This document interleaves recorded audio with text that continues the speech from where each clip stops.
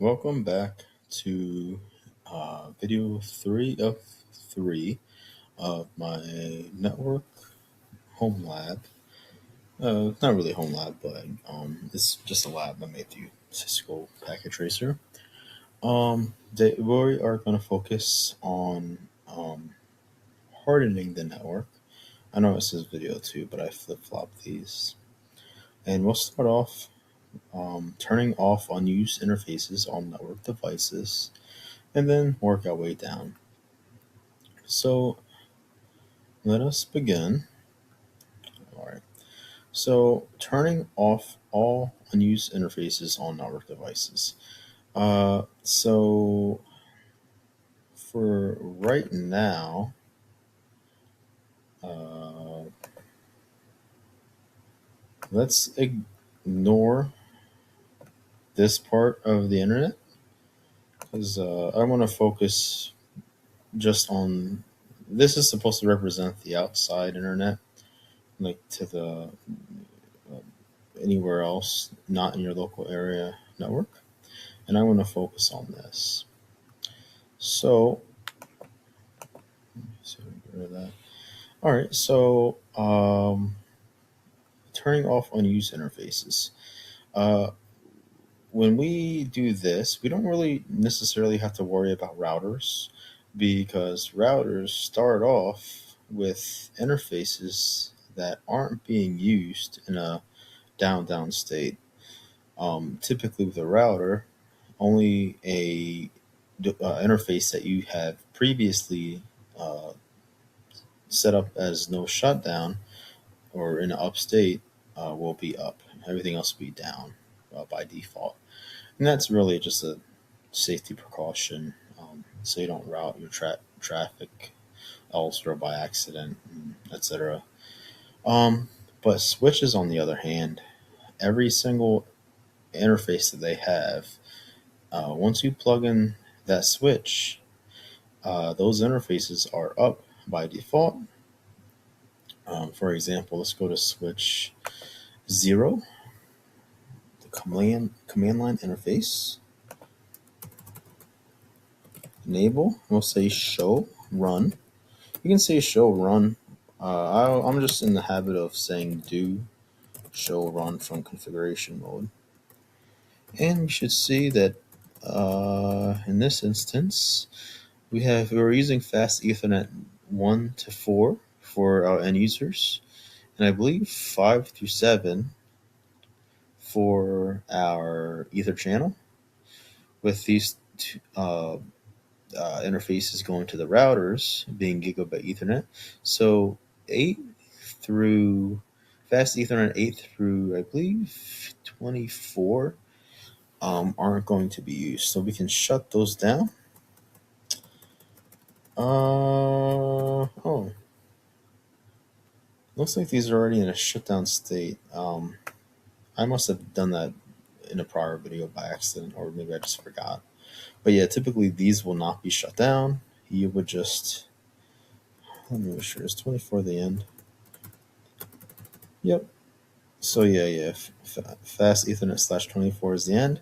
Even though these are already shut down, the command you would use is going to be interface range F0/8 to 24, and you would just say shut. It's not going to do anything because it's already shut down, but that is how you would shut down a bulk amount of interfaces in just one command.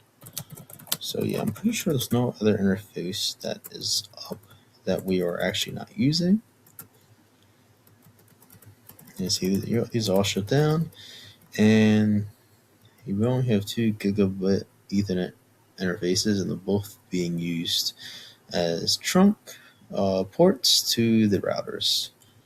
And our router on a stick setup. VLAN 1 is shut down because we're not using it, and VLAN 10 is up. Perfect. Line console has to do with basically configuring your network device to be logged in remotely, so you don't have to go to every single device and have whatever device, let's say a laptop with a console uh, cable. This would spare you the time. You could use Telnet or SSH, but for this video, just to keep it nice and short, I'm not going to worry about that. So that switch is done. Switch 2. Okay, with switch 2, only fast Ethernet 5, 6, and 7 should be in use because we have the Ether channel that we can figured here. Let's just take a look. I'll say enable, show run. Oh, by the way, you might the show IP interface brief command might be a little bit cleaner. So there we go.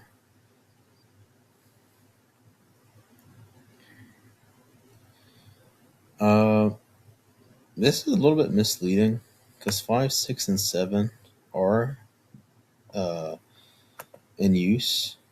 Okay, no, I'm sorry, I didn't see this IP address. Okay, so yeah, this is right. We are using 5, 6, and 7 as a logical bundle as for an Ether channel, but all of these should be. Are these all down too? Huh. I didn't realize I shut those down already. Okay. Okay, no mind. I'm not thinking. The actual ports are up. I'm sorry, I confused myself. So, let's go ahead and start with shutting interface fast Ethernet 0/1 through 4 down. Because when you see that those no shut, when there's not a text that says shut down here, that means they're up. So, let's go ahead and say interface fast Ethernet interface range fast Ethernet /1 to 4. Oh, I'm sorry, guys. I wasn't in config terminal mode. There we go. Interface range F0/1 through 4. I can't type. There we go. And then we're just going to say shut. We'll get a message from syslog. Boom. It says all these interfaces are down. We can say do show run just to confirm. And that's what we want to see, that this interface that is not in use are down, or these interfaces that are not in use. Just shutting these interfaces down that we're not using just decreases our attack surface. In that way, if let's say for example, a bad person has a flash drive or whatever, and they connect it to fast Ethernet 0/8. Well, I guess not a flash drive, but someone with malicious intent attaches their end device or laptop or whatever to fast Ethernet 8, they could actually pull it off if there's no security in place because that interface is up. So we just want to shut those down. So let's go ahead and shut down 8 through 24. So we'll do the same thing. Interface FO/8 through 24.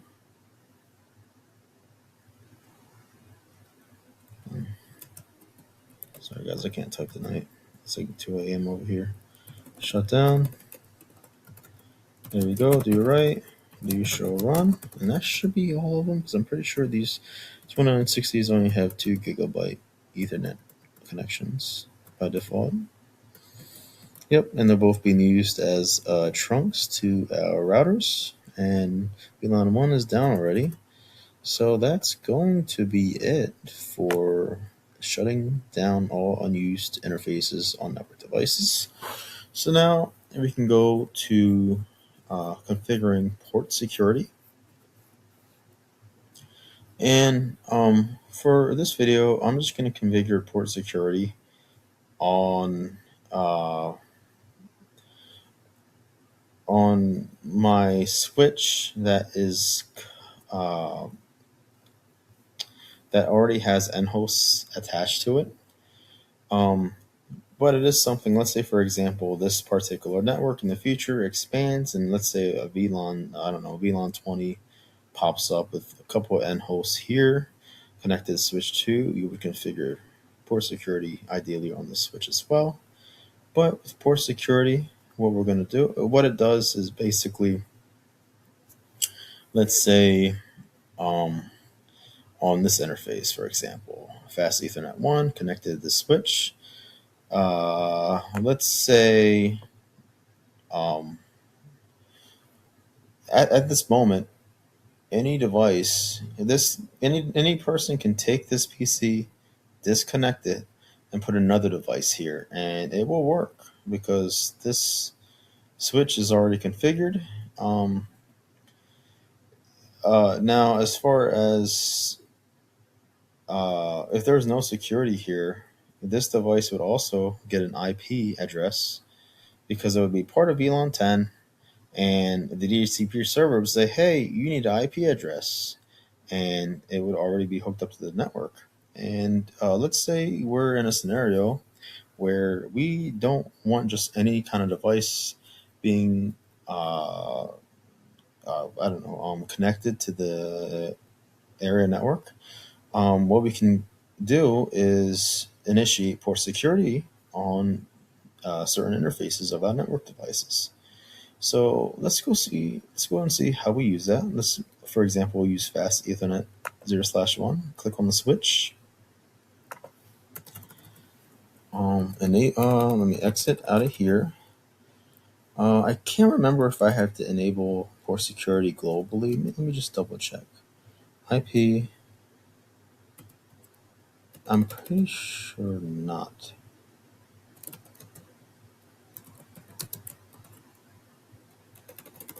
I'm pretty sure it's just. I'm pretty sure it's interface specific, and that's it. Conf T question mark.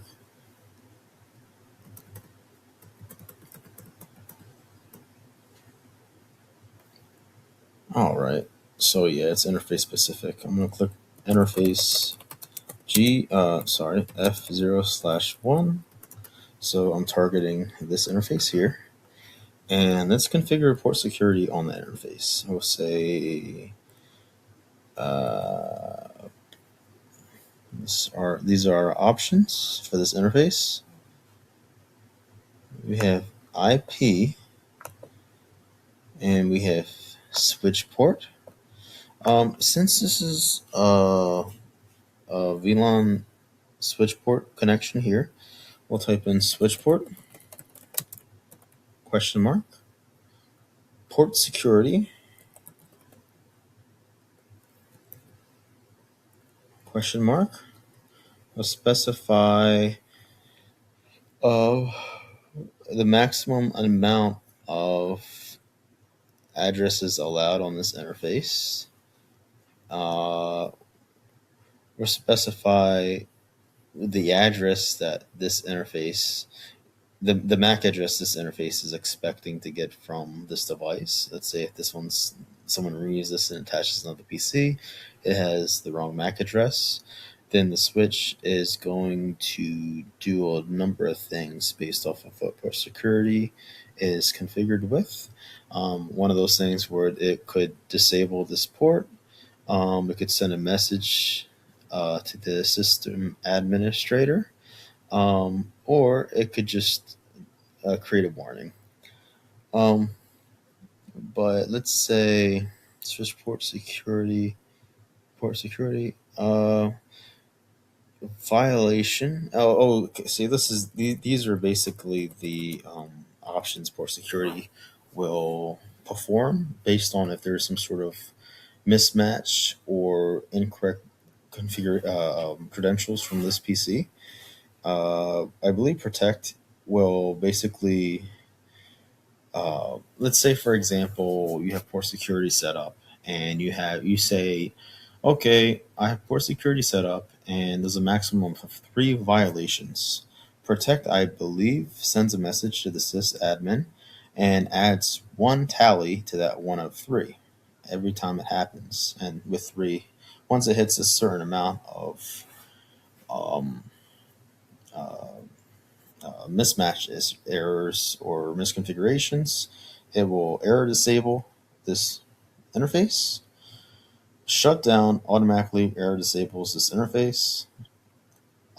It can always be re-enabled by a network IT person or sysadmin just by saying no shut to the interface once they see what's going on.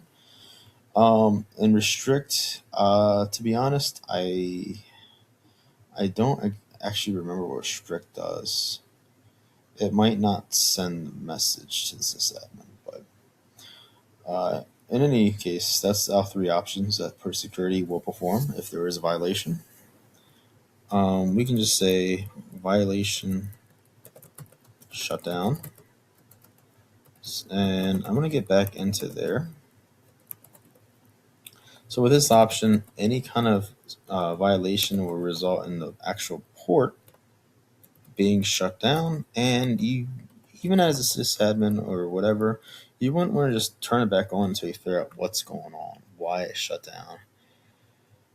Uh, Back address is basically saying that if, for example, PC zero's MAC address is what this interface is expecting via port security, and you plug in PC1 here instead, this will either this will cause a violation, which in our case, since it's set up for shutting down, this whole interface would shut down.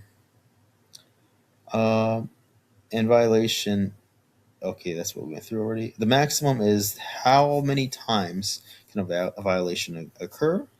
So let's type maximum. So we can set up our, let's say maximum addresses. Oh, guys, I'm sorry. This is basically saying maximum addresses. So how many addresses are allowed on this interface? If you just said 1, that means anything else that is not this PC will error disable this interface here. All right. So in a really tight security area, maybe this is a good idea. Let's do the same thing with interface fast Ethernet 2, 3, and 4.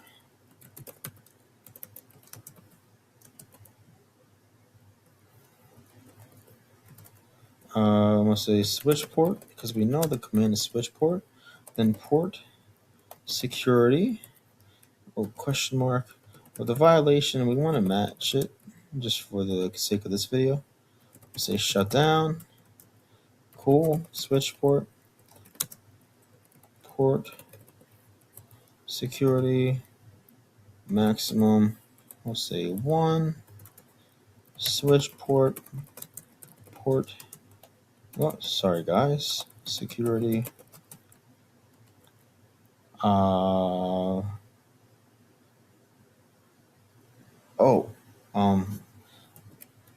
for the next part, I'm just gonna go from each individual interface. Let's start back again. F0/1. So this interface here, I'm gonna say switch port. Question mark port security question mark MAC address question mark, and this is where I can say, hey, compare the MAC address of whatever device is connected here with what device I have on file, what MAC address I have on file. And let's say, for example, it's not that MAC address. So let's say someone unplugs PC0 and is expecting PC0's MAC address, and they put a printer there. The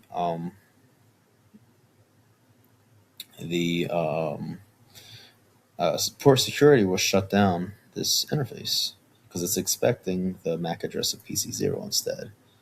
And we could just basically go into PC0, copy and paste the MAC address, and push enter. I'm not going to do that. One thing I don't know, to be honest, is I'm not sure what the aging option is. So if you say switch port, pro port, well, I'm not sure what aging does.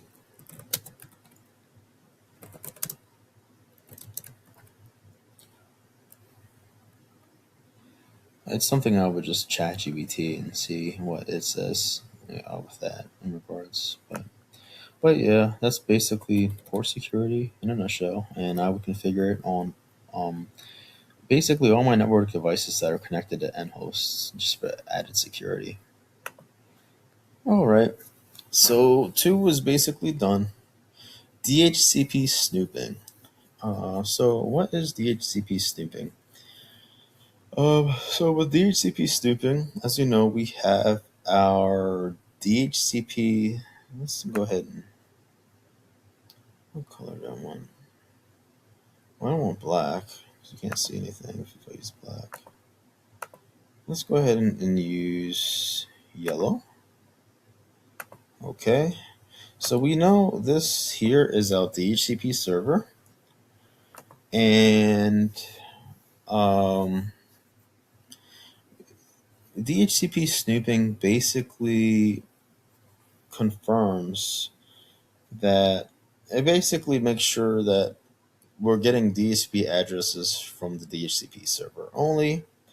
And the reason being we wouldn't do something like this, let's say for example, uh, we have, I don't know, where are the router devices? Okay, here we go. Let's say uh, Brutus, I don't know, puts his own router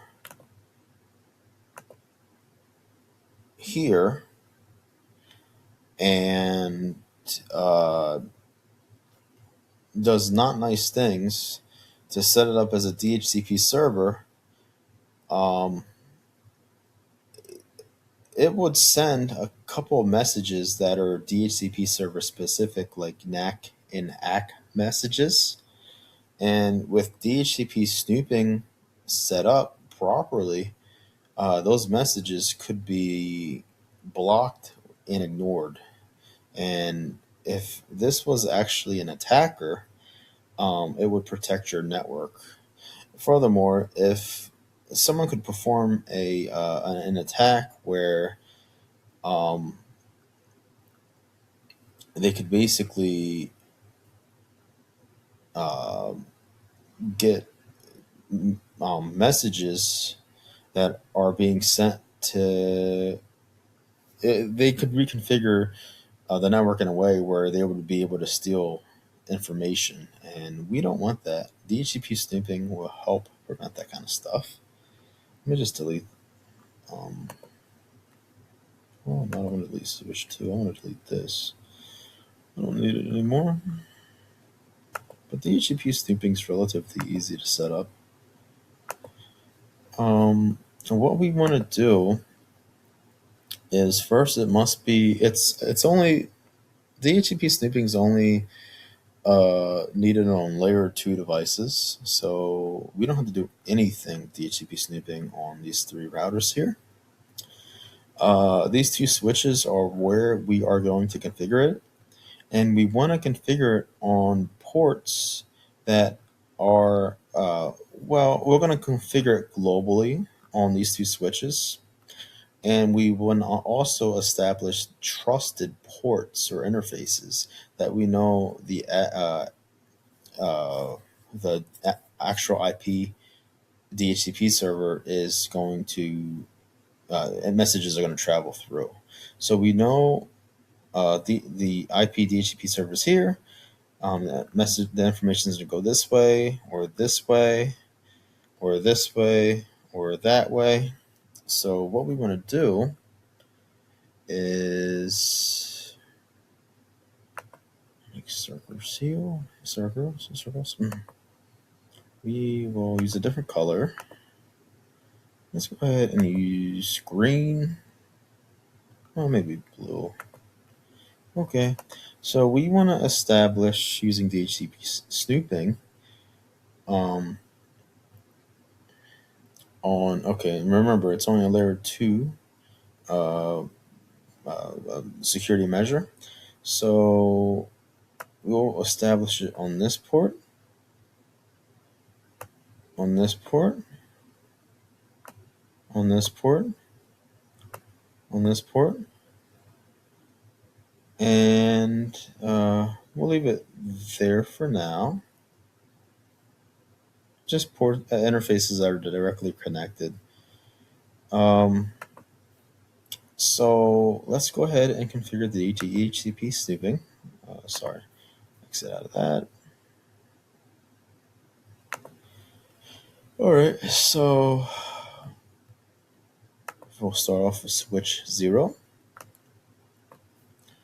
Let's turn on DHCP snooping. I believe it has to be set up globally. So from there, we'll say IP DHCP snooping VLAN. We want to specify the VLAN, which is VLAN 10. That's the one we're using. And character return CR. Do right. And now now that DHCP snooping is configured for VLAN 10 on globally on the switch, we also need to configure this interface and this interface to be trusted interfaces. So interfaces that DHCP snooping doesn't have to take part in, because we know this the DHCP server messages are going to go one of these directions. So these are our trusted ports. Let's go ahead and configure gig 0/1, and we won't use the range function. Let's go ahead and do them multiple times so we can get kind of a grasp of how to use it. Say IP DHCP snooping. I want to say trust.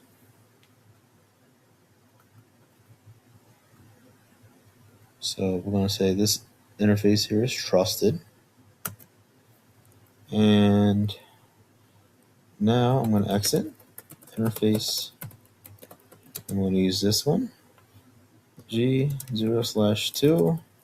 We'll say same thing, IP, DHCP, snooping, trust, do right. Okay, and we will do the same thing for the next switch. So these two interfaces here. I'm sorry, let's go ahead and do the global command first. Oh, I didn't mean to do that, sorry guys. So I'll click on the switch.